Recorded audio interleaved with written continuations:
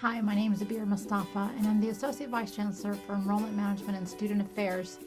So what does that mean to students? Well, to break it down, I oversee the university housing communities, the university center, and the campus recreation department. I was born in Saudi Arabia in a small town named Jeddah. At this point, I think it's one of the largest cities. My parents are, I'm considered a mixed baby.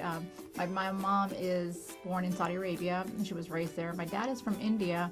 When we were of age to go to school, it came to a surprise to my mom that we were considered foreign children.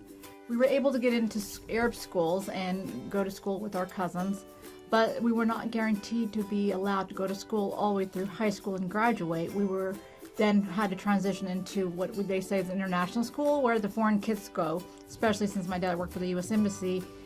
He was allowed to have access to those schools as well, and my mom didn't like that feeling. She felt like we were going to be discriminated our entire lives because she married a foreign man who wasn't Arab. After, my mom's recognition that life was going to be difficult for her children and not the same life that she had when she lived in Saudi Arabia, she asked my dad to move us somewhere where she thought that the kids would have an equal opportunity to be raised and have afforded the same rights and benefits. So in 1979, of December 11th, our family transitioned to move to Houston. I remember clear as day going into our first Kaiser Elementary School. And, they said hi, and I remember hiding behind my mom's leg going, I have no idea what these people are speaking. And so I think I was in an ESL forever. Growing up with a mom that was a very devout Muslim, she didn't do as they say, when in Rome, do as Romans. She was wearing hijab, she only ate halal food. And because she wasn't familiar with the culture or familiar with the community, we lived a very sheltered life. I really believe that because of my mom's strong beliefs in faith and culture, we were really ingrained in our culture. So when there was holidays, we wore traditional clothes, we ate the traditional food.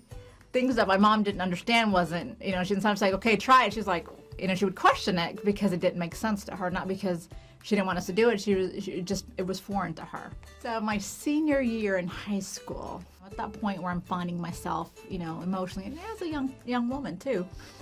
And so my parents, options for me were either you get married or you go to college. Well, I wanted neither, so, went ahead and signed up for the reserves and then didn't tell my parents until the night before I shipped out that I was leaving. And so my parents and I were sitting at the dinner table, and I ever so gingerly mentioned that I was leaving. And my parents looked at me and they said, where are you going? And ever so in the slightest breath I had, saying, I'm going to the Army. And so I left with the recruiter and headed out to South Carolina, Fort Jackson. And then I come home, and the first thing my parents say, I'm still in uniform. You going to college or you get married? And I think to myself, I'm going to college, Mom. I'm going to college. So I went my first year, I went to Prairie View A&M University. It was an HBCU. It literally is like a 90-minute drive each way. It was a sign that I needed to go closer, so I transferred to the University of Houston and graduated. From that point, started working in the apartment industry and wound up going through my, from leasing agent all the way through apartment manager. And at that point, Houston was going through a big boom in construction, so I would sit outside my window and see this big machines digging into the ground. I'm like, God, what fun would that be, just sitting in that machine instead of sitting in heels in his office. So I went home and I said, hey, I need to move back home. And my parents were like, what happened? I said, I'm going to quit my job and take a job for $5.50 an hour. Doing what? I said, construction. Excuse me? I said, I'm going to be a construction worker. And that's how I came into the construction field and worked my way through building many high-rises, an apartment in Houston, which is really great. When I walk by and I have to show my kids, like, Mom was the project manager there. And literally in every project that I've ever built, when they pour the cement foundation, I put my initials in every foundation. And so while I was working on a project, Mark Dittman, my old boss at Rice University, a great mentor, was hiring an architect who I was working with on a project. And so he introduced himself, reached out to me.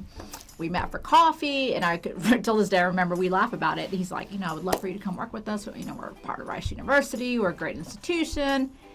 And he writes the number down and he slides it forward. I pick it up, I look at it, and I said, oh, is this my signing bonus? And he's like, no, that's your salary. I was like, oh, no, that's a huge pay cut. He tried again. He said, look, between this project and the next project, at least come help us get started. I said, sure enough, I will. And so I came over as a consultant and fell in love with the students. And so when it was time for me to leave at the end of the summer, at that point, I didn't have the heart to go. So we renegotiated my salary, and that's how I came into higher ed. And absolutely, you know, when you go to work every day and it doesn't feel like work, then you know you're in the right career. And construction was really deep in my blood. I mean, I truly enjoy going to building a facility for a student to really enjoy their experiences, because their voices are in my head as I'm working with the architects. And I see the different experiences students have. I see the different challenges they have.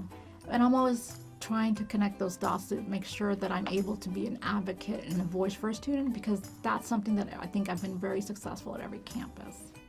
I no longer look at fit as with one lens. You know, I look at the experience and say, oh, I don't fit here.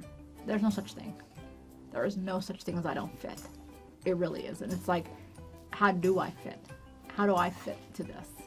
You know, I think because later in life, I've been more exposed to things, because early in life I was sheltered. You know, don't fear the unknown.